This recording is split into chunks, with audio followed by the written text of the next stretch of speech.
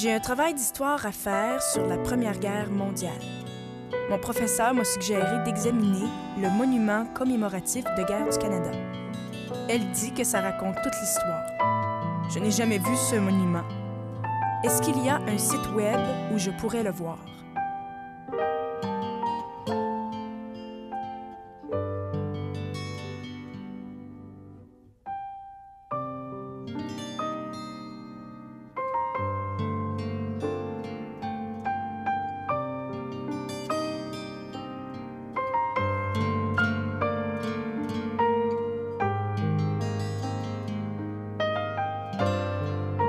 Je vais y aller.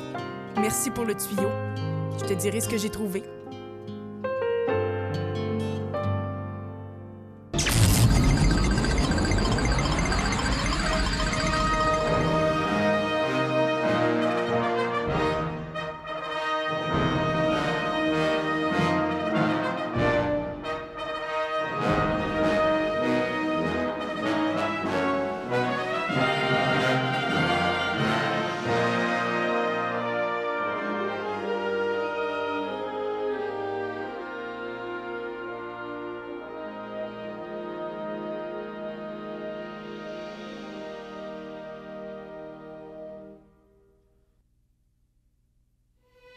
Les batailles et les querelles ont rarement un fondement logique.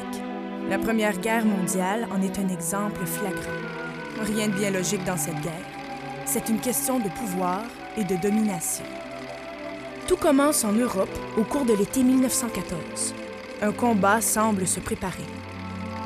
La Triple Alliance entre l'Allemagne, l'Autriche-Hongrie et l'Italie défie la soi-disant Triple Entente entre la France, la Russie et la Grande-Bretagne.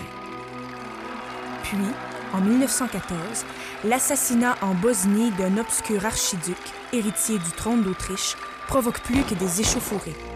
Il déclenche la guerre. L'Autriche pose le premier geste en déclarant la guerre à la Serbie. La Russie entre en jeu pour défendre les Serbes. De l'autre côté, l'Allemagne, alliée de l'Autriche, déclare la guerre à la Russie, puis à la France qui demande l'aide de l'Angleterre. L'Angleterre accepte de donner son appui à la France et entraîne avec elle le Canada. À cette époque, le Canada est bien différent de ce qu'il est aujourd'hui. C'est un petit pays de 8 millions d'habitants, un jeune pays de pionniers, d'agriculteurs, d'éleveurs, de cow-boys, de bûcherons et de commerçants. Des gens énergiques qui savent faire bon usage de leur ingéniosité et de leur force physique.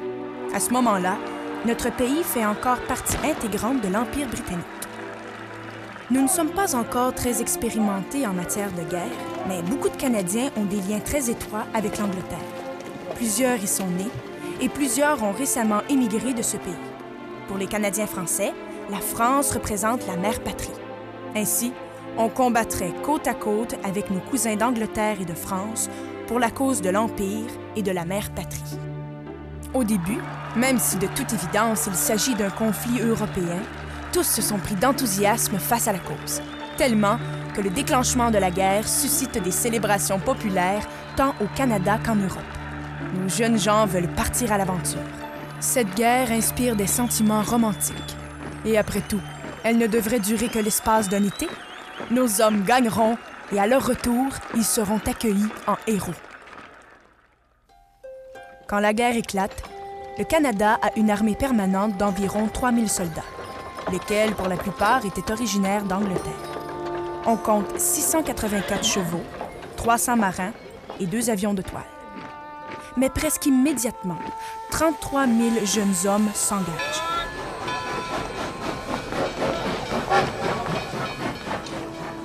Ils se rendent au camp de Valcartier, près de Québec, pour suivre leur entraînement. Ils sont payés 1 $ par jour. Ce ne sera pas la grande aventure que tous imaginaient. Ce sera plutôt un exercice de survie qui va mettre à l'épreuve le courage de ces jeunes Canadiens. Ils apprennent très vite quelques leçons. En fait, les nouvelles recrues doivent attendre plusieurs mois avant d'obtenir des uniformes, puis plusieurs vêtements tombent en lambeaux. Les hommes se plaignent que les bottes sont faites de papier d'emballage et que l'organisation laisse à désirer. Quoi qu'il en soit, 2 mois après l'enrôlement, avec peu d'entraînement ni expérience, le premier contingent de Canadiens s'embarque pour l'Angleterre. On les appelle le Corps expéditionnaire canadien. Ils sont jeunes, très jeunes. Nombre d'entre eux ne sont pas encore des hommes. Il y a même des adolescents qui ont menti au sujet de leur âge pour aller combattre à la Grande Guerre. Ils s'ennuient de leur famille et des amis qu'ils ont quittés. Ils ignorent ce qui les attend. Ils ne pourraient même pas l'imaginer. Ils arrivent en Angleterre et attendent. Ils s'entraînent, puis attendent encore, pendant tout l'hiver. Enfin, les Canadiens partent au combat dans les rangs de forces britanniques. Ils se rendent au front ouest, un secteur situé en partie en France et en Belgique, théâtre de quelques-unes des batailles les plus importantes de la Première Guerre mondiale. En avril 1915, presque un an après leur engagement, nos soldats canadiens participent enfin au combat.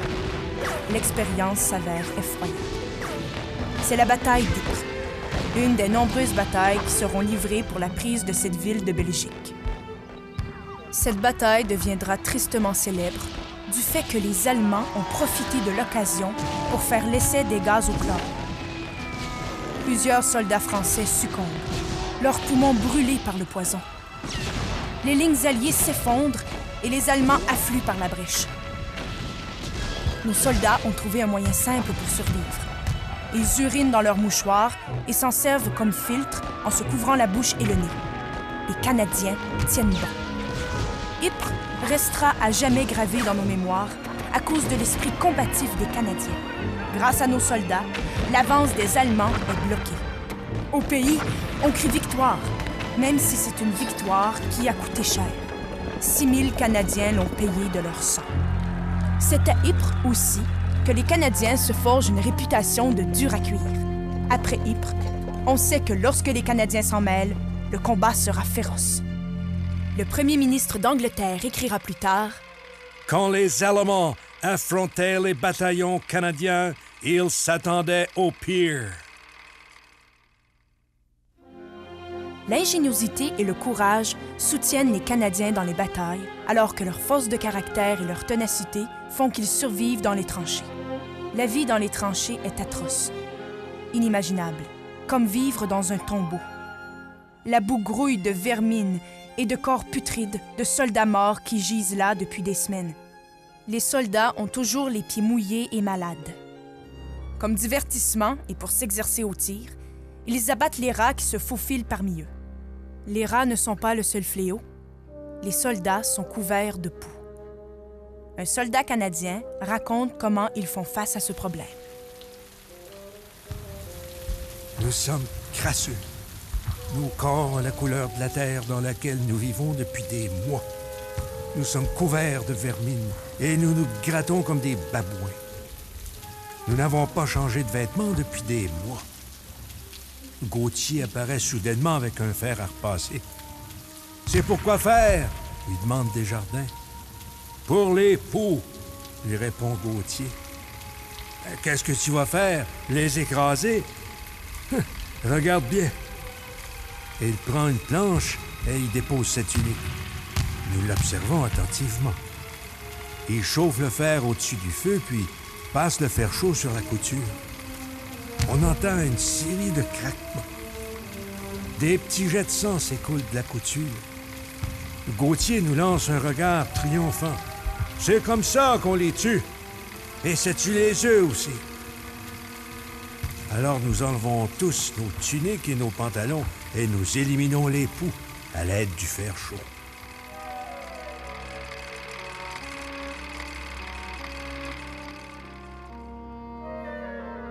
Au Canada, les hommes et les garçons continuent de s'enrôler. À cette époque, les communications sont loin d'être immédiates. On ne sait rien des conditions de vie dans les tranchées ou sur les champs de bataille. Plusieurs ont encore une vision romantique de la guerre. La bataille de la Somme débute le 1er juillet 1916 et se termine 4 mois plus tard. Il s'agit en fait d'une série de batailles dans la vallée de la Somme sur le front ouest. Le commandement britannique espère faire une percée dans les lignes allemandes en les détruisant par des bombardements intensifs, puis en envoyant les soldats. Après 7 jours de bombardements effroyables, les soldats montent à l'assaut, comme ils disaient. Ils s'avancent vers les tranchées allemandes qui, croit-on, sont presque toutes détruites. Mais elles ne le sont pas. L'ennemi s'est réfugié dans des fosses profondes pour échapper au bombardement et, au moment où les Britanniques attaquent, les Allemands reviennent à la surface et se mettent à tirer sur eux à l'aide de mitrailleuses et de canons. Un massacre incroyable. 60 000 pertes du côté des Britanniques. Le premier jour seulement. Parmi ces troupes se trouve un régiment en provenance de Terre-Neuve, qui est encore un dominion britannique distinct à cette époque. Le premier jour de la bataille de la Somme, presque tous les 800 soldats du régiment de Terre-Neuve sont tués ou blessés à un endroit appelé Beaumont-Hamel. Au cours des 4 mois qui suivent, près de 30 000 Canadiens sont tués, blessés ou portés disparus lors de la bataille de la Somme. L'avance britannique n'est que de 6 kilomètres. Les soldats canadiens ont acquis leur réputation à Ypres, mais plusieurs soutiennent qu'ils ont forgé leur nation à la crête de Vimy. La bataille de Vimy est une étape décisive de notre histoire. C'est ici, dit-on, que le Canada a atteint sa maturité. La crête de Vimy est longue de 11 km et offre un excellent point d'observation de part et d'autre puisqu'elle domine une vaste plaine. Arthur Currie, de Colombie-Britannique, un ancien magnat de l'immobilier, est le maître d'œuvre de l'opération. Même s'il est sous les ordres des Britanniques, il adopte un plan de bataille qui n'est pas commun pour les commandants britanniques dans cette guerre. Currie élabore son plan et, contrairement à la tradition, en informe ses troupes longtemps à l'avance. Il soumet ses hommes à un entraînement et à des exercices intensifs. Les soldats canadiens creusent des tranchées et des tunnels, construisent des routes et même des rails légers afin de préparer le transport des troupes le jour de l'attaque. Du plus haut gradé aux simples soldats, tous connaissent le plan et savent ce à quoi on s'attend d'eux. Les hommes reçoivent même des cartes topographiques, ce qui ne se faisait tout simplement pas à l'époque. Grâce à ces préparatifs, les Canadiens remportent la victoire et Currie se mérite une place dans les livres d'histoire. En l'espace de quelques heures, les Canadiens prennent la plus grande partie de la crête de Vimy. En l'espace de quelques heures, un nouveau sentiment anime le corps canadien. Ces hommes ne sont plus des coloniaux. Ce sont des soldats qui combattent pour leur pays. Malgré tout, au cours des 6 jours qui suivent, 3000 d'entre eux vont y laisser leur vie. Chaque victoire dans cette guerre se paie très cher. Il est ironique qu'après Vimy, alors que les Canadiens semblent gagner la guerre en Europe, ils la perdent chez eux. Il y a de moins en moins de volontaires pour aller outre-mer. La vision romantique de la guerre s'est estompée. On sait maintenant que c'est l'enfer. La situation a beaucoup changé en 3 ans. Que faire? Les batailles sur le front ouest ont coûté cher en pertes canadiennes. On a besoin de nouvelles recrues. On décide d'augmenter les effectifs en obligeant les hommes à s'enrôler. C'est ce qu'on appelle la conscription et ça provoque des débats pénibles au pays. Certains disent qu'on doit appuyer nos troupes qui combattent outre-mer. D'autres se demandent pourquoi nous nous sommes engagés dans une guerre qui est livrée en Europe. On voit naître des tensions entre les Canadiens anglais et les Canadiens français. Ces derniers ne ressentant aucun lien avec l'Empire et ne se sentent pas visés par cette guerre. Durant la Grande Guerre, le service militaire est exclusivement une affaire d'hommes. Mais la guerre va aussi changer la vie des femmes. Celles qui travaillent sur le front comme infirmières connaissent les horreurs de la guerre. Et plusieurs y ont laissé leur vie. Comme il y a moins d'hommes au pays, les femmes occupent des emplois non traditionnels. Elles travaillent sur les trames ou dans les usines de fabrication de munitions. Les femmes, ou du moins les épouses, les sœurs et les mères des soldats, obtiennent pour la première fois le droit de vote. C'est un geste politique. Le gouvernement cherche des appuis pour la conscription et les épouses, les sœurs et les mères des soldats voteront sûrement pour toute mesure qui pourrait aider leurs hommes. Mais quel que soit le motif, les femmes peuvent enfin voter. À l'été 1917, le commandement britannique décide qu'il faut aller de l'avant sur le front en Belgique, dans une région appelée la Flandre. La 3e bataille d'Ypres, ou simplement Passchendaele, pousse les observateurs à se demander si on avait tiré des leçons des échecs précédents dans cette guerre. Tout au long de cet été et de cet automne pluvieux, les troupes britanniques combattent dans des conditions horribles. Dans la boue jusqu'à la taille, en essayant d'éviter les mitrailleuses et les canons allemands. Les pertes atteignent presque 250 000 et en octobre, l'odeur de la mort empeste l'air lorsque le commandement britannique décide d'envoyer de l'avant les Canadiens. Ceux-ci ont acquis une solide réputation. Le général canadien Arthur Currie n'est pas d'accord avec ses supérieurs.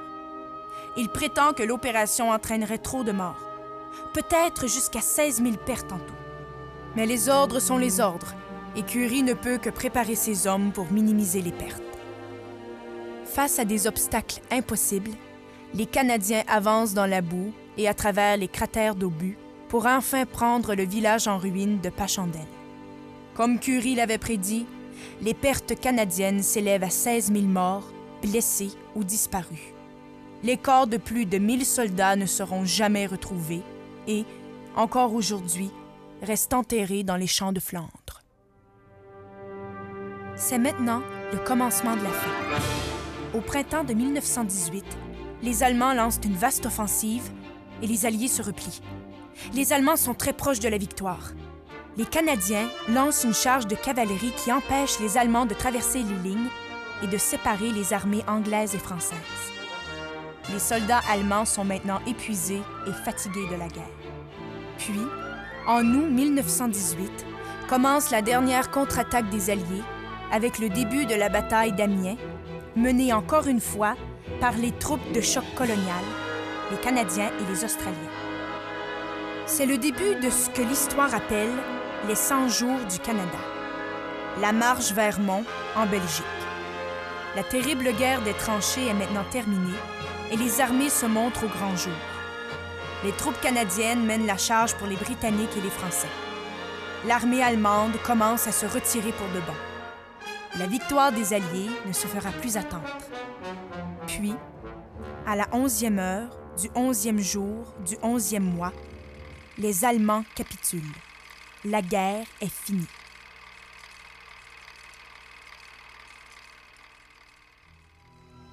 Cette guerre, on l'a appelée la Grande Guerre. Une guerre qui ne devait durer qu'un été. Une guerre qui devait mettre fin à toutes les guerres. Une guerre au cours de laquelle 65 000 jeunes Canadiens ont perdu la vie. Alors, qu'est-ce que j'ai appris? Cette terrible guerre nous a permis de prendre notre place parmi les nations tout en gagnant leur respect. Le Canada a apposé sa signature sur le traité de Versailles, le traité qui mettait fin à la guerre. Nous étions devenus un partenaire à part entière de la Grande-Bretagne et non plus un subordonné. Nous nous étions distingués dans ce baptême du feu qu'a été la Première Guerre mondiale. C'est incroyable ce que ces gars-là ont vécu il y a plus de 80 ans. Nombre des combattants avaient à peu près notre âge. Nous leur devons tellement. Grâce à ce qu'ils ont accompli et à ce que leurs enfants ont accompli pendant la Seconde Guerre mondiale et plus tard, le Canada est reconnu partout au monde comme un pays voué au maintien de la paix. Et peut-être que si nous y travaillons assez fort, nous ne verrons plus jamais une guerre comme celle-là.